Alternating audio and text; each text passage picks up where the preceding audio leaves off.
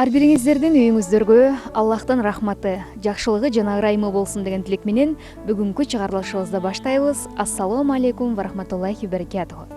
Анда эмесе биз сөз кыла турган хадис түндө ибадат кылуу үчүн бирге туруу. Түндө туруп намаз окуган, жубайын дагы тургузган, турбаса жүзүнө суу сээп ойготкон адамга Аллах мээрим кылсын. Ошондой эле түнү туруп намаз окуган, күйөөсүн дагы тургузган, турбаса жүзүнө суу сээп ойготкон адамга Аллах мээрим кылсын. Жубайлардын бирге өмүр сүргөндүгүн баяндоодо өмүрлүк жолдош болуу жана тең арып тең каруу сыяктуу сөздөр колдонулат. Бул сөздөр узак жылдар бою бирге жашап, жашоонун ачуу таттуусун бөлүшүп жашагандыкты билдирет. Момун эркектер менен момун аялдардын бирге болушу бул дүйнө менен эле чектелип калбайт. Алардын жашоосу бир гана бул дүйнөдө эмес, акыретте дагы уланат. Ошондуктан алар бул дүйнө жашоосунун ачуу таттуусун бөлүшкөндөй эле түбөлүк акырет жашоосунда дагы бирге болушат.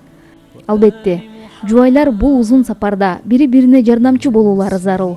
Жубайлардын бири ооруп калса, экинчиси ага жардамга чуркап, муктаждыктарын камсыздагандай эле акырет жашоосуна болгон даярдыкта дагы жубайлар бири-бирине жана башка үй бүлө мүчөлөрүнө колдоо көрсөтүлүшү керек.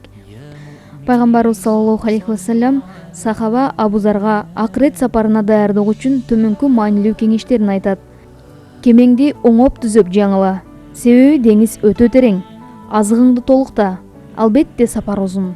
Жүгүңдү жеңилдет, себеби сен чыга турган өр аябай тик. Иштериңде ыхластуу бол, себеби бардык нерсени көрүп, көзөмөлдөп, чыныгы баасын берип турган Раббиң сенин кылган иштериңден кабардар. Мына ушул сөздөрдө ачык айкын баяндалгандай, акыретке сапар өтө катаал жана машакаттуу. Бул түбөлүк жашоонун мекенине сапар тартуудан мурда керектүү даярдыктарды көрүп, бул маселеде эң башта өмүрлүк жолдошубуз жана бала чакабызды эскертишибиз керек. Мына ушул себептен Алланын элчиси саллаллаху алейхи ва саллям өзгөчө Рамазан айынын акыркы күндөрү үй бүлөсүнүн бардык мүчөлөрүн түнкү ибадат үчүн ойготуп, убактыларын ибадат менен, зикир менен өткөрүүлөрүн талап кылчу. Пайгамбарыбыз саллаллаху алейхи ва саллям түнкү намазга же багымдат намазына бири-бирин ойготууга аракет кылган жубайларга Алланын мээримин сурап дуа кылат. Жубайыбызды жана балдарыбызды таттуу уйкуларынан ойготууга алгачкы учурларда көңүлүбүз чыдабай, алардын тынчын алуудан тартынышыбыз мүмкүн. Бирок алыска карап, акырет жашоосу тууралуу ойлонгондо мындай маселелерде бошоңдук кылып, Аллахтан дагы мээримдүү болууга аракет кылуу биз үчүн жакшы эмес. Эч нерсеге карабастан, балким таттуу уйкуларыбыз бузулуп, тынчыбыз кетер, бирок караңгы түндү тахажжудтун жана багымдат намазынын нуру менен нурдантып, Аллага жага турган иш жасаган болуп эсептелебиз. Мына ушул себептен Алла Таала бири-бирин жакшылык жолуна үндөгөн жубайларды жана үй бүлөлөрдү мээрими, берекети жана жардамы менен кубанта тургандыгын сүйүнчүлөөдө. Пайгамбарыбыз саллаллаху алейхи ва саллямдын дагы башка бир хадисинде түнкүсүн аялын ойготуп, бирге же ар башка 2 рекет намаз окуса, анда Алланы көп эстеген эркек жана аялдын катарына жазылышат деп айтат. Аллах Таала аны көп эстеген эркек жана аялдарга даярдаган белектери тууралуу сүйүнчүлөгөн аятта мындай деп айтат: Аллахты көп эстеген эркектер жана аялдар бар. Аллах Таала буларга кечирим кылат жана чоң сыйлык даярдаган.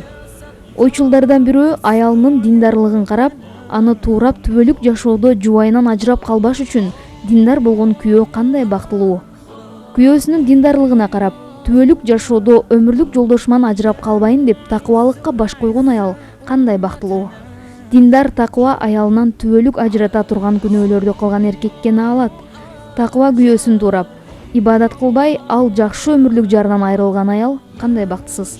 Бири-биринин бузукулугун жана күнөө иштерин туураган аял күйөөгө миңдеген наалат.